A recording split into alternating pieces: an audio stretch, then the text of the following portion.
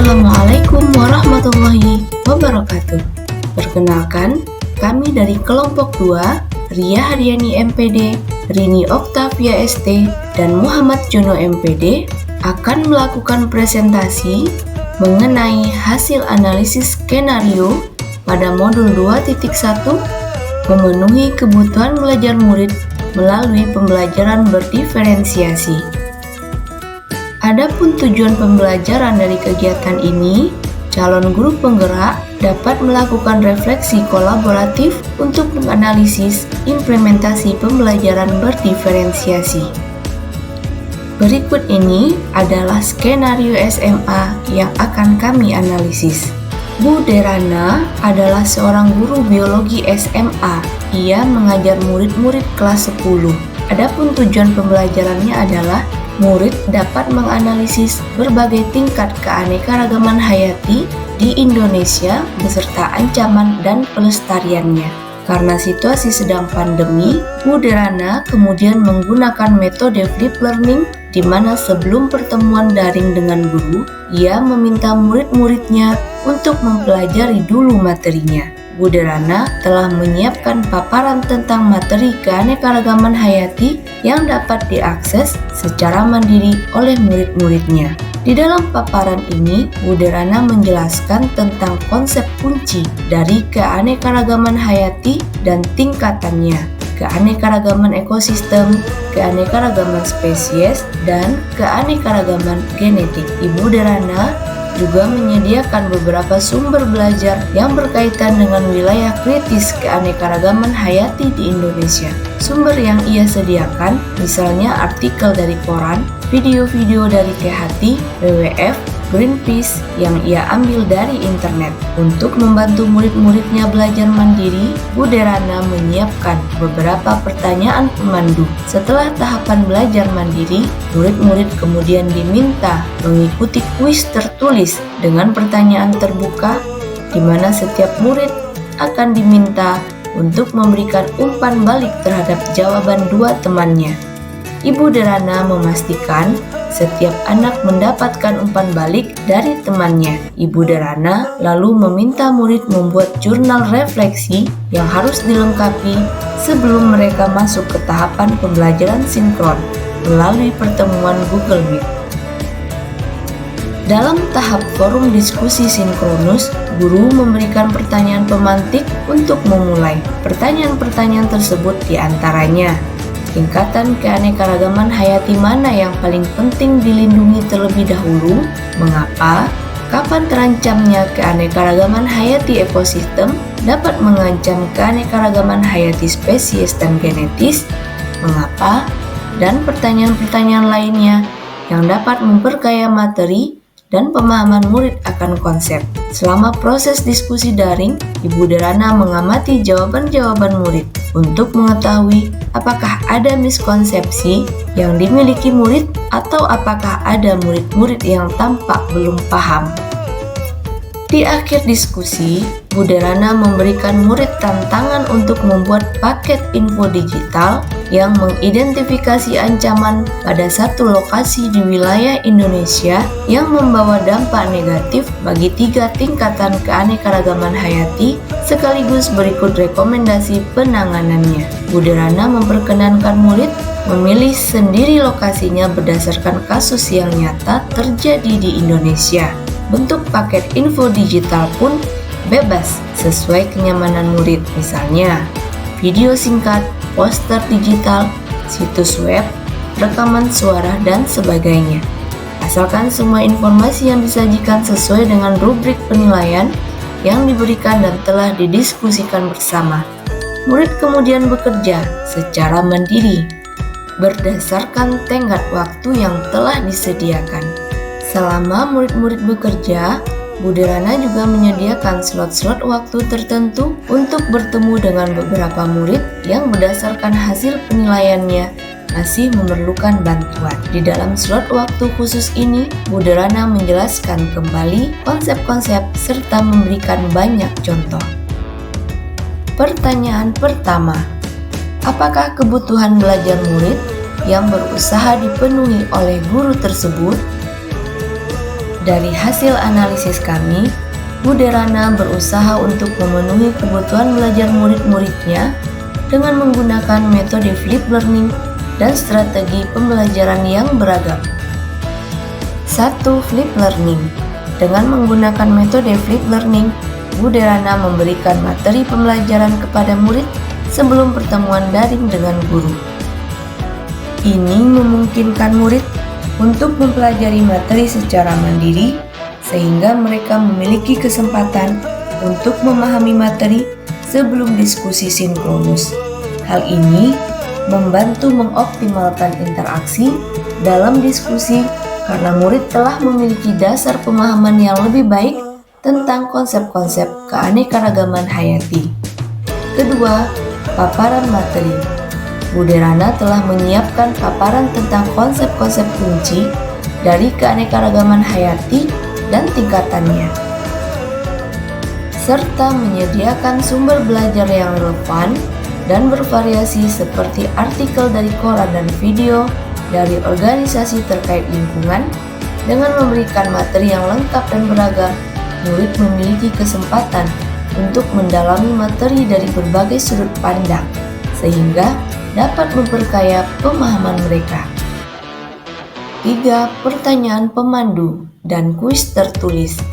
Bu Derana memberikan pertanyaan pemandu selama tahap belajar mandiri dan mengadakan kuis tertulis dengan pertanyaan terbuka. Ini mendorong murid untuk berpikir kritis dan berpartisipasi aktif dalam pembelajaran. Selain itu, dengan memberikan kesempatan untuk memberikan umpan balik kepada temannya, murid juga dapat memperoleh sudut pandang berbeda dan meningkatkan pemahaman mereka. 4. Jurnal refleksi. Bu Derana juga mengajak murid untuk membuat jurnal refleksi sebelum masuk ke tahapan pembelajaran sinkron.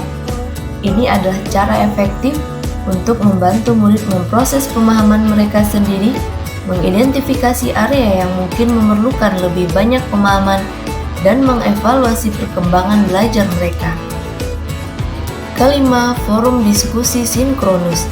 Dalam tahap diskusi daring, Bu Derana memberikan pertanyaan pemantik yang memperkaya materi dan memperkuat pemahaman murid. Selain itu, dengan mengamati jawaban murid, Bu Derana dapat mengidentifikasi miskonsepsi atau pemahaman yang kurang jelas, sehingga dapat memberikan bantuan lebih lanjut pada murid yang membutuhkan. 6. Tantangan membuat paket info digital. Tantangan untuk membuat paket info digital dengan kasus nyata di Indonesia yang mempengaruhi 3 tingkatan keanekaragaman hayati merupakan metode pembelajaran yang kreatif dan mendalam. Ini memungkinkan murid untuk mengaplikasikan pengetahuan mereka dengan konteks nyata, serta mengembangkan keterampilan komunikasi dan kreativitas dalam menyajikan informasi. Ketujuh, slot waktu khusus untuk bertemu. Bu Derana menyediakan slot waktu khusus untuk bertemu dengan beberapa murid yang masih memerlukan bantuan tambahan. Ini menunjukkan perhatian dan komitmen Bu Derana untuk memastikan bahwa semua murid mendapatkan dukungan yang diperlukan dalam proses pembelajaran. Dengan strategi pembelajaran yang cermat dan penuh perhatian seperti ini, Bu Derana berusaha untuk memenuhi kebutuhan belajar murid-muridnya dengan memberikan mereka kesempatan yang luas untuk belajar, berpartisipasi aktif, dan memperoleh pemahaman yang mendalam tentang konsep keanekaragaman hayati di Indonesia. Pertanyaan kedua, bagaimana cara guru tersebut menentukan kebutuhan belajar muridnya? Berikut beberapa cara yang dapat digunakan oleh guru tersebut. Pertama, melakukan pretest. Bu Derana dapat memberikan pretest sebelum memulai pembelajaran tentang keanekaragaman hayati. Pretest akan membantu mengidentifikasi tingkat pemahaman awal murid terhadap materi. Bu Derana juga dapat memberikan pre-survey. Pre-survey dapat digunakan untuk mengetahui minat dan kebutuhan spesifik murid terkait topik pembelajaran. Yang kedua, observasi dan diskusi informal. Buderana dapat mengamati interaksi dan partisipasi murid dalam kelas, baik secara langsung maupun daring. Observasi dan diskusi informal dapat membantu guru memahami tingkat keterlibatan dan pemahaman murid, serta mengidentifikasi potensi masalah ataupun pertanyaan yang muncul dari murid. Ketiga, pertanyaan pemandu dan kuis tertulis. Selama tahap belajar mandiri, Buderana memberikan pertanyaan pemandu dan kuis tertulis dengan pertanyaan terbuka. Ini membantu mengetahui sejauh mana murid telah memahami materi, serta dapat mengidentifikasi area yang memerlukan pemahaman lebih lanjut. 4. Diskusi sinkronus. Dalam tahap forum diskusi sinkronus, Buderana dapat mengamati jawaban-jawaban murid dan interaksi mereka selama diskusi. Ini membantu mengidentifikasi pemahaman yang kurang jelas atau miskonsepsi yang perlu diperbaiki. Kelima, jurnal refleksi.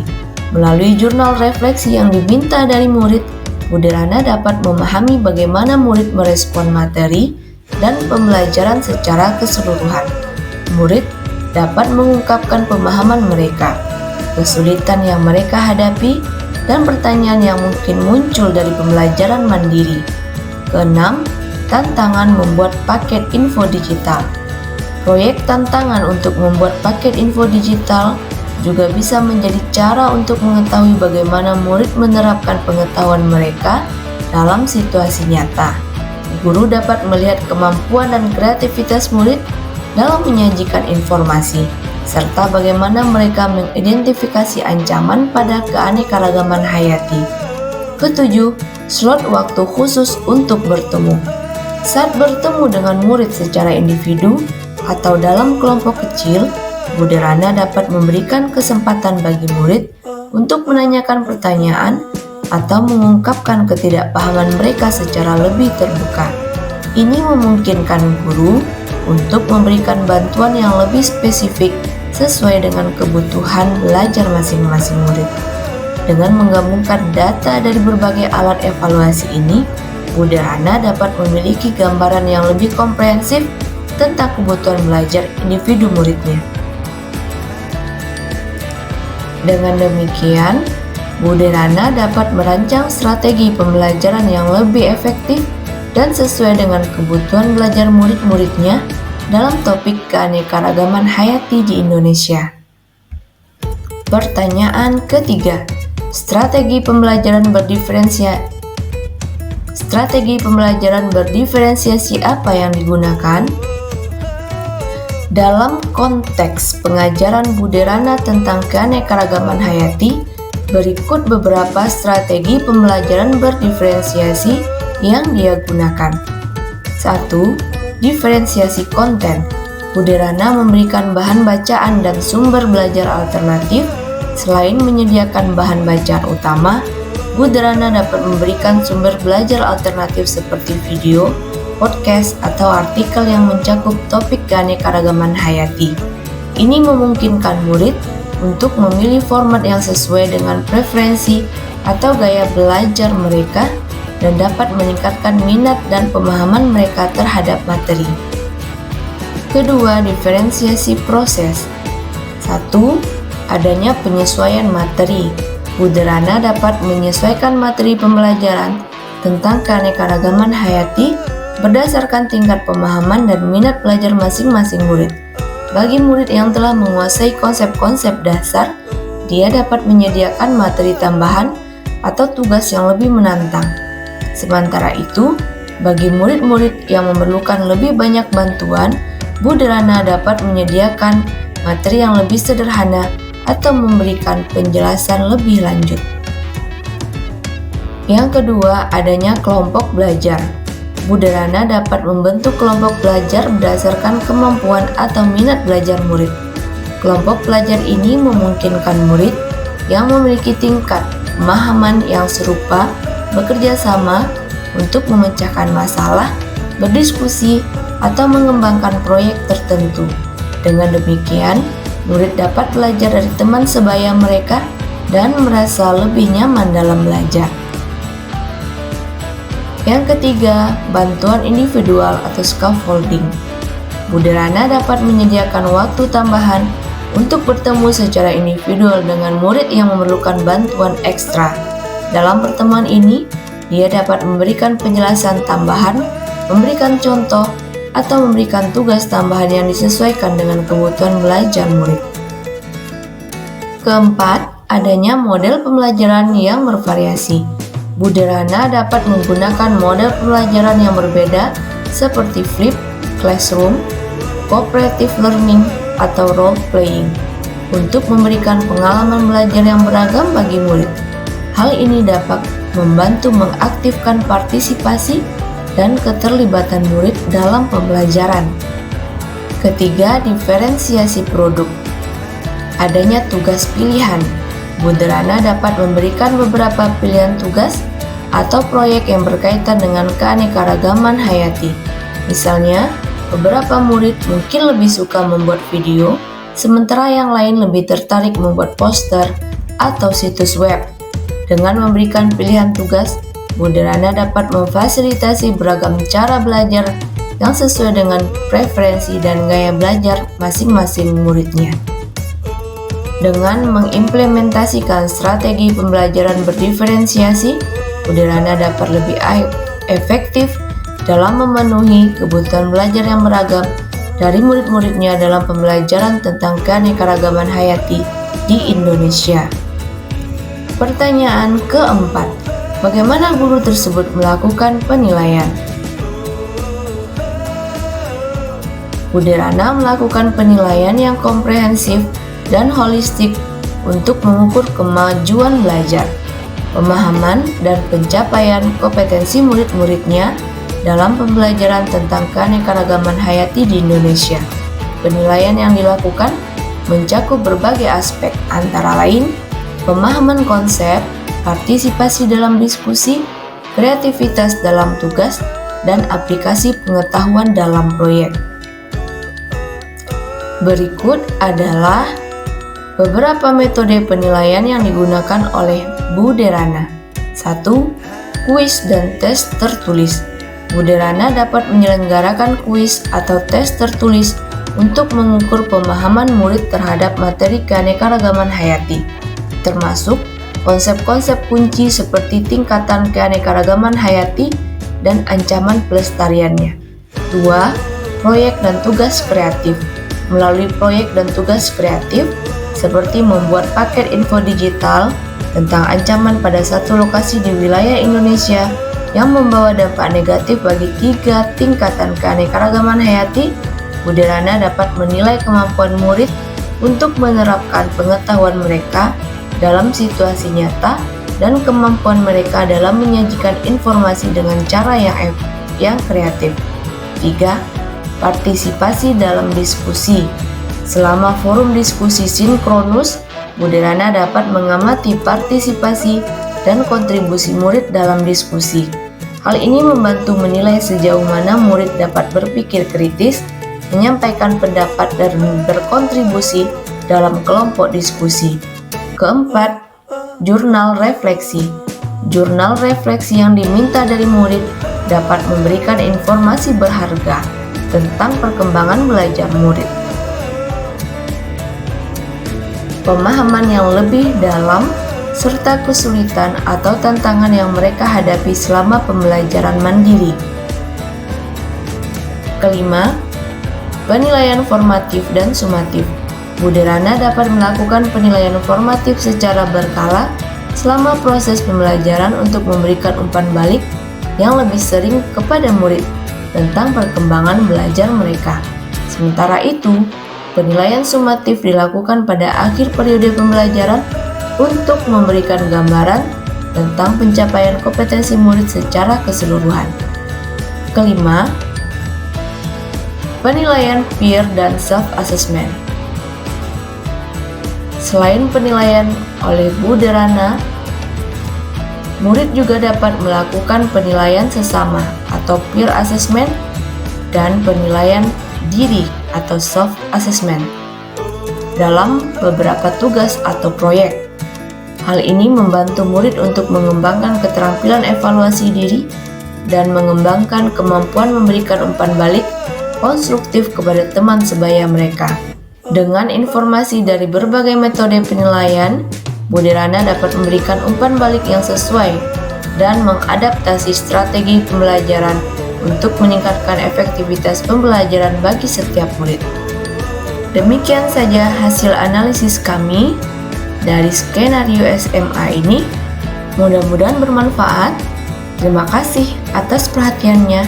Salam dan bahagia.